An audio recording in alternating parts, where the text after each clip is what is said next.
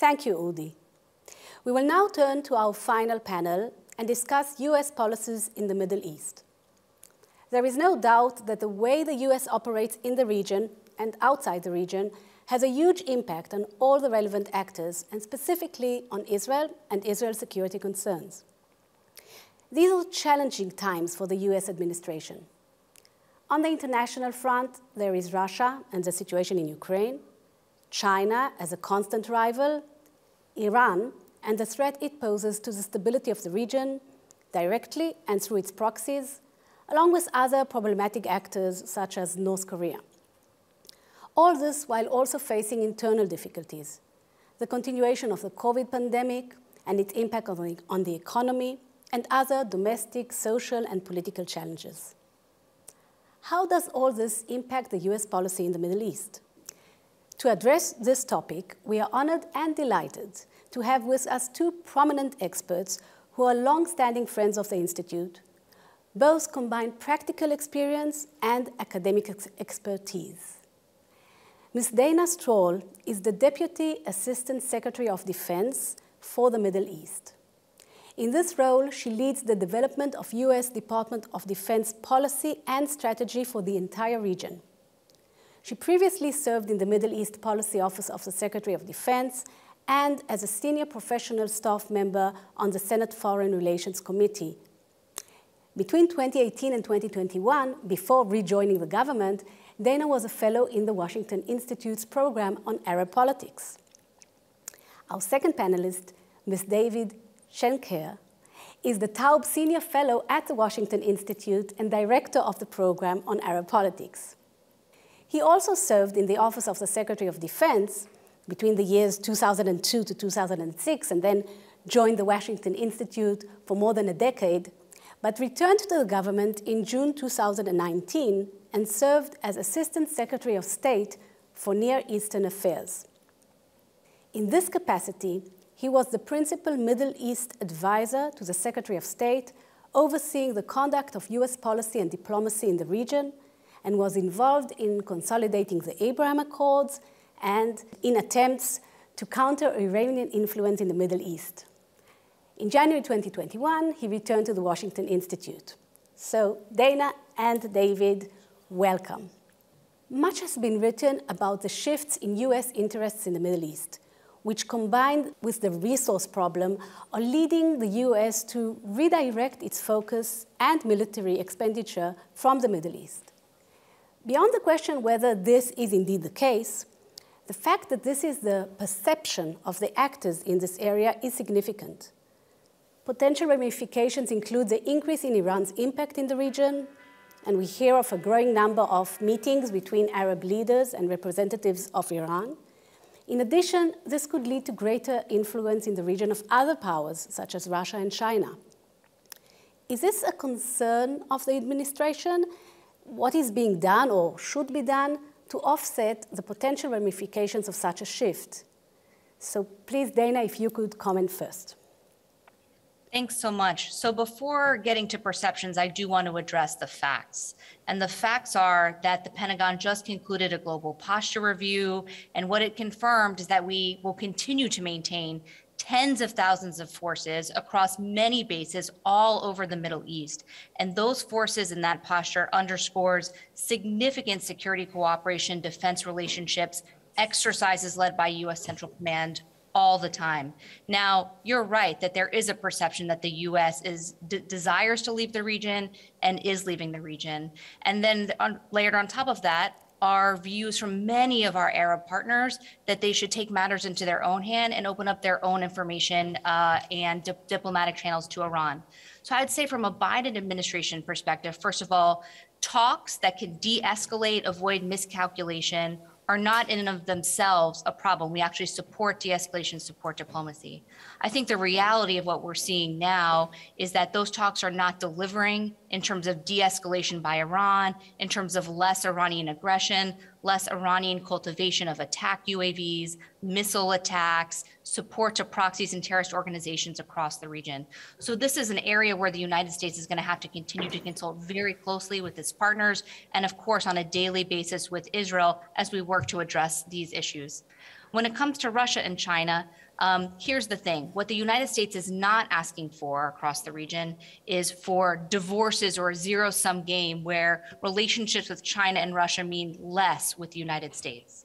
But I think what's really unique and which we really emphasize with our partners in the region is the decades-long security cooperation, the investment in exercises, the complexity of our defense and security cooperation relationships mean that we have to have a very honest dialogue about categories of Russian or Chinese engagement, whether it's commercial, defense, research and development, that are problematic for the safety of US forces, defense technology, et cetera. That is an ongoing diplomatic effort, both in the Defense Department and across the US government. Thank you, Dana. David, what is your perspective? Well, first of all, let me say it's a pleasure to be with you today, and especially to be appearing with my good friend and an excellent former colleague, Dana. Listen, I agree with what Dana had said. There is a perception that we are leaving. I mean, we are a great power, a superpower, but we have other priorities. But that said, we still have enormous presence in the region militarily and diplomatically. But there is a trend that is unmistakable, that has changed over time, that there is now a larger Chinese and Russian presence in the region. It's becoming a multipolar world. The United States has not been particularly good at demonstrating just what it has brought to the region. And so we have China, for example, that brought us the COVID virus and has been excelling at face mask diplomacy. And they tout their achievements quite well. But the United States has really underwritten so much more in that regard and in bringing vaccines to the region. We just aren't very good at taking credit for what we do. And we do more than any other country on the face of the earth. We are still present. I think it's up to us to tell our story of what we're doing, but also to take a leading role in pushing back on Iran. There is I think a perception that we are narrowly focused on this JCPOA, getting back into the nuclear deal, and this no doubt is a priority, but neither can we leave the region at the tender mercies of the hegemonic ambitions of Iran and not do anything about their support for all these incredibly destabilizing regional militia. We are there, but there is certainly a perception problem that we have to work to better address. Thank you. And linking to that and more broadly, there is a concern that the US has lost part of its deterrence due to an evident lack of appetite to use force. And this isn't a new concern. It dates back several US administrations. But I think the withdrawal from Afghanistan has also led to fresh allegations that the US abandons its allies, does not do enough to protect those that have assisted it. How would you respond to these concerns? And more specifically, is this something that should also worry Israel in the long run? David, let's start with you. Well, the accusation of the United States abandoning its allies goes well back before the withdrawal from Afghanistan. I mean, you remember the Kurds in 1991 after the Gulf War. This is something that has dogged us for some time, but I don't believe it's actually true. And the issue of Afghanistan, I think smart people can agree about whether our continued presence was something that was ultimately going to achieve U.S. Policy goals or objectives. But how we did it, of course, I think undermined a lot of our credibility, and of course, leaving behind a lot of our partners there without getting them out. I do believe that there is a time and a place for the use of military force. And this administration, but certainly administrations prior to the Biden administration, have been more reticent in the aftermath of the Iraq invasion and the Afghanistan invasion to use this force. It's costly, you get entangled, and we're very good at getting in and harder to get out. But it is useful every now and then, as we saw from the Soleimani assassination. to demonstrate that we are willing to use force to put Iran and other bad actors on notice, that we are willing to do so.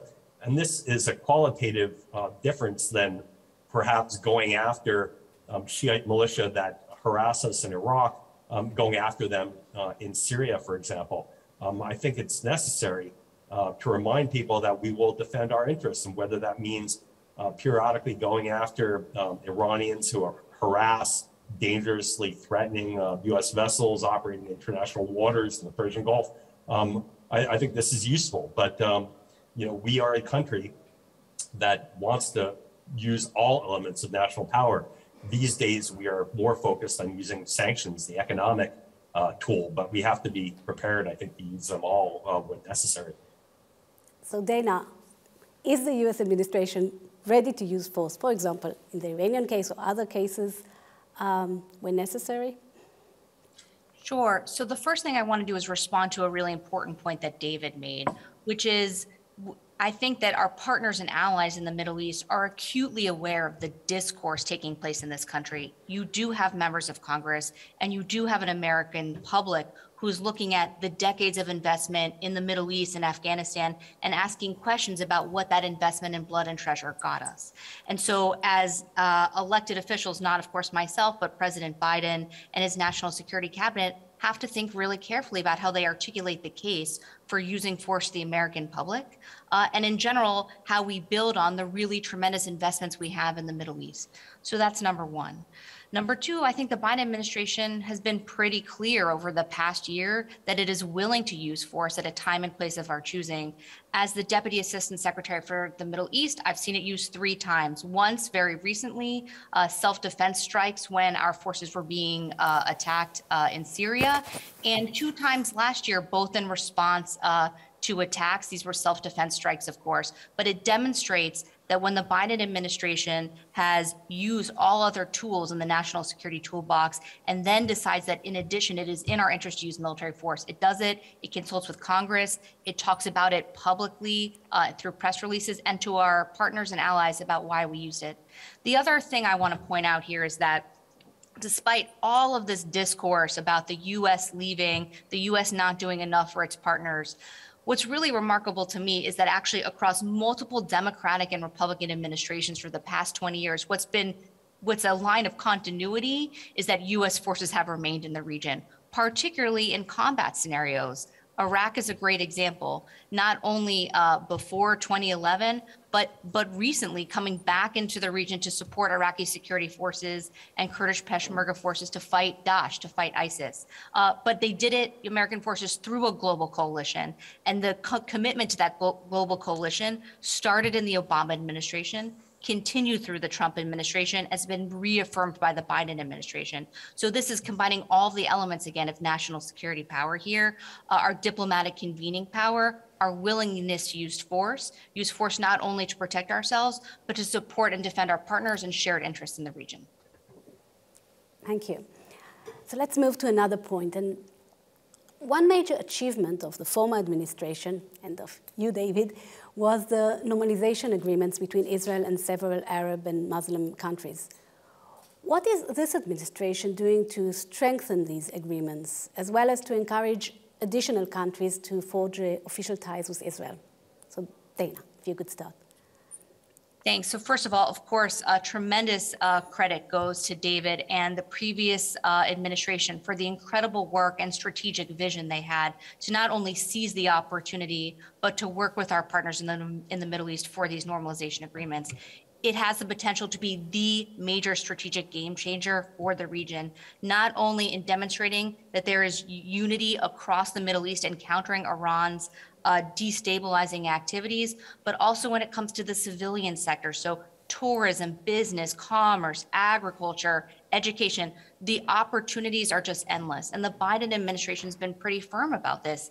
It seeks to strengthen existing normalization agreements and expand them to other countries. Now, from the Department of Defense perspective, because I'm here in the Pentagon, of course, the other really important decision and announcement made by the Trump administration was that Israel was going to move from the European Combatant Command into the central command, so US CENTCOM.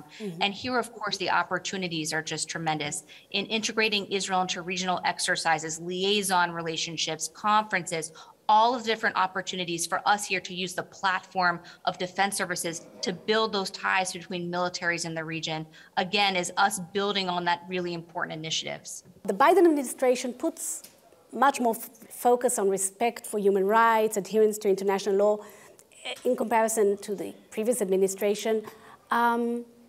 But the question is, how does this strategy fit in the Middle East? One suggestion I read that was recently made by Stephen Cook from CFR is that President Biden has adopted a strategy of ruthless pragmatism, which can be seen, for example, in the acceptance of President Bashar al-Assad remaining in office in Syria and in the continued support to Saudi Arabia, despite its problematic record on human rights. Do you think, and David, you'll go first, is this indeed a correct description of the strategy of the current administration? And if not, what is the current strategy on these topics? So David, please. Listen, I think we've heard from Brett McGurk, the senior director for the Middle East. He calls it getting back to basics. I don't know what to call it. I think in many ways it's continuity from the Trump administration Middle East policy. There is more talk about human rights, perhaps, but with the exception of Egypt, where some money was withheld, and the president's, I think, clear disdain for MBS in Saudi Arabia, I think that the policy is roughly the same. This administration has done the same thing about Saudi Arabia. It continues to provide them with defensive weapons to help protect themselves. It recognizes the importance of the alliance. But other areas, I think clearly the withdrawal from Afghanistan is not a win for human rights for about half the population, particularly being women. Listen, I think that there is a sort of pragmatism insofar as the administration, I think, understands that we have limited bandwidth. Every new administration comes in and says, compared to the last, that they could walk and chew gum at the same time. And they find out that it's quite hard to manage all the crises. And what the area that Dana's working on, what I worked on when I was in government, is a region of the world where there are more failed and failing states per capita than any other state, any other geographic region in the US government in the world. So it's incredibly difficult. And I think in some cases, we're hearing that there's going to be a more limited agenda. I think the last administration, the Trump administration, said, hey, we're going to push to get the UN Security Council resolutions implemented on political transition in Syria. Whether that was possible or not, we're not hearing a lot of that now. There's grudging recognition of normalization of some states moving forward with reestablishing ties, a less ambitious agenda there. But yeah, I think it's a somewhat of a recognition that there's only so much that can be done and a prioritization. But I think it looks a lot like the last administration. I wouldn't put too much emphasis on the administration's talk about human rights. I think it's fairly typical of the last 5 years of government. So I'll respond there and say, first of all, in terms of continuity with the last administration, I think the continuity is investment and value and commitment to this part of the region, and particularly to our longstanding partners. I think what's different is that when you see a Biden administration official take a trip, make a phone call, make a statement, give a speech, you can rest assured that that is the outcome of a deliberative, intense interagency process, and it has the support of the president. So what you don't see in this administration is policy by tweet or policy by WhatsApp or something like that. When it comes to back to basics, and we're talking about human rights, I think here's the thing. What David said about instability in this part of the world, the big youth bulge, the demography, the lack of economic equity, et cetera, these are recipes for instability. countries and societies that don't have space for civil society, freedom of expression, freedom of religion, et cetera, are less stable. So human rights is about stability, and stable partners make better partners. And so what you see with the administration here is a commitment to continue to engage with this. Now, while it might not be public all the time, rest assured that human rights are certainly part of the agenda. And part of it not being public is a recognition that if we're having these difficult, uncomfortable conversations, sometimes they're better off in private. Now, in terms of the president's disdain for Saudi Arabia or something like that, again, I'm just going to offer, he sent his national security advisor to Saudi Arabia to meet with the crown prince. And that's a recognition of the importance of this partnership, the fact that Saudi Arabia is under intense attacks from Iran-backed Houthis, et cetera. And so this actually is walking and chewing gum. It's both supporting our partners, supporting them with defensive capabilities, early warning, et cetera, so that the Saudis are actually intercepting 90% of Houthi attacks against it. And at the same time, having honest discussions with them about the areas that we think make them unstable or vulnerable to criticism. Part of that also is responsiveness to Congress. So members of Congress are quite clear that they want human rights to be part of the agenda. And of course, this isn't unique to Saudi Arabia. It's across the region. So let me move on to an arena closer home here to Israel, and also connected maybe a little bit to our previous question. If Israel finds itself in an armed conflict in the northern front against Hezbollah, there is a fear that Israeli airstrikes will lead to massive casualties and to destruction of property on the Lebanese side because of the entrenchment of the rocket launchers and military infrastructure amidst civilian concentrations. Will Israel be able to rely on US support even in such a scenario? Or could internal political pressure in the US, especially from the more progressive side of the Democratic Party, influence the way the administration handles such a situation? Dana, please. Sure. So being a representative from the Pentagon, I'm not going to comment about the politics of the Democratic caucus or something like that. But I will say that from the Department of Defense perspective, we take our support for Israel and our support for Israeli defense incredibly seriously. Number one. And number two, an indication about the fact that there should be no doubt about the Biden administration's commitment to supporting Israel in a northern war type scenario is what you saw last year during the Gaza conflict. And what you saw is, despite intense international criticism of certain Israeli actions in Gaza, you saw no daylight from the White House, no daylight from the Pentagon. In fact, I sat through, I don't know how many calls between Minister of Defense Gantz and Secretary Austin, because it was both personally important to him and as a matter of the Pentagon to make sure that we were consulting about Israeli assessments of the state of the conflict, making sure Israel had what she needed to defend herself, and also consulting about the method of those operations. So those consultations and talking about civilian casualties, damage to civilian infrastructure, et cetera, always continue. They happen between the Israel and United States all the time. I would expect them to continue. But when it comes to a scenario in which Hezbollah, who's been able to massively arm itself and embed those precision-guided munitions in civilian areas, the United States is going to stand up for its partner and make sure that Israel has what she needs to defend herself and restore security and stability on the northern border. Thank you. David? I think Dana's just right here. I think this administration appears committed to Israel, demonstrated that back in Gaza.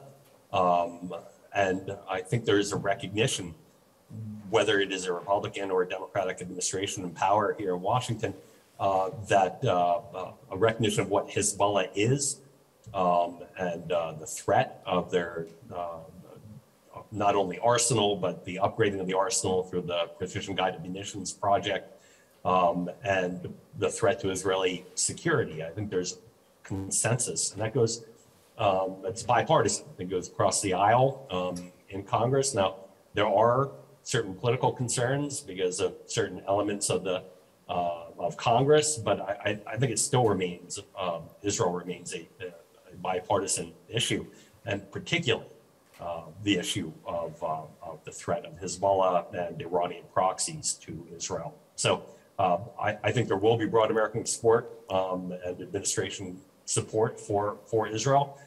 Nobody wants to see this happen, but I think given the the trajectory and as well as commitment to attaining these capabilities, I fear that we're headed down a path that will ultimately lead to some sort of conflagration.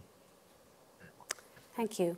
So let's turn to the Palestinian issue and or more generally also to the US-Israel relations with this government. And I was wondering, to what extent do internal political constraints on the Israeli government, namely the very delicate balance between right and left in this government, to what extent do they impact the demands of the US administration vis-a-vis Israel? For example, regarding the Palestinian issue, is this something that impacts these demands and the relationship? And maybe, and I know it's a little bit a sensitive question, especially for the officials on this panel. So David, maybe you can start, and Dana, I would like to hear your opinion too, if possible. But David.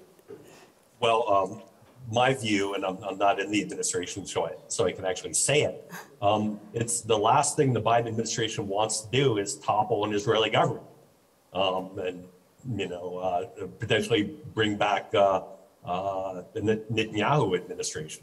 And so they've been, I think, very sensitive about pushing Israel on certain issues, including, but not limited to, the reestablishment of a Palestinian consulate or a U.S. consulate in East Jerusalem.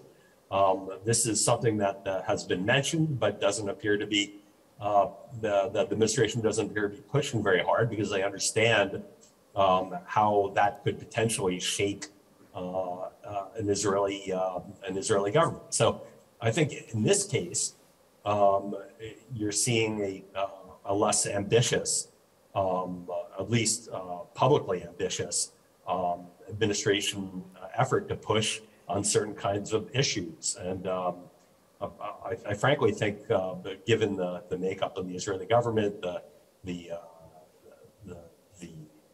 don't want to say instability, but the problems of forming a government in recent years, the number of elections, et cetera, that's warranted. I think there should be a certain sensitivity about that in the U.S. government.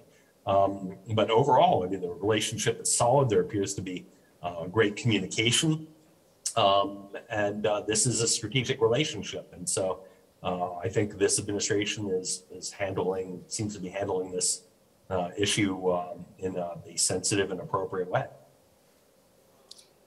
And I'll just add there, look, the art of diplomacy is recognizing the opportunities of the moment and what can be reasonably accomplished. So when it comes to the Palestinian issue, the Biden administration has been absolutely clear that it's committed to a two-state solution. Now, it also recognizes that the parties are not quite there at this moment in time. So a lot of focus has been how we can prepare to preserve opportunities for negotiations at some point in the future.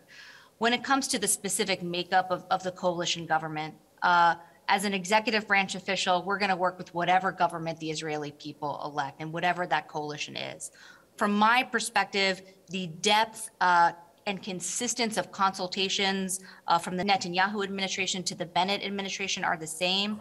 They're deep, they're constant, they're frank, forthcoming, and it's not just about consultation, it's about planning, cooperation, coordination, et cetera. Now, I don't know if you heard, but we have a new ambassador out in Israel, Ambassador Tom Nides. What I can see is that he is consulting with everybody, members of the Knesset, security officials, et cetera. And the importance of that is understanding all of the different perspectives in Israel and what the opportunities diplomatically are at this moment. We also have a fantastic U.S. security coordinator, Lieutenant General Mike Fensel, who again is a 3-star flag officer committed to facilitating communication and doing what we can in support of an eventual two-state outcome. So those officials, to me, are a reflection of the Biden administration's commitment to these issues at this moment in time, and you're going to continue to see that level of senior leader investment and commitment. Thank you very much. This has been fascinating. I wish we had more time. Thank you so much to both of you, and back to Udi for some concluding words. Thank you.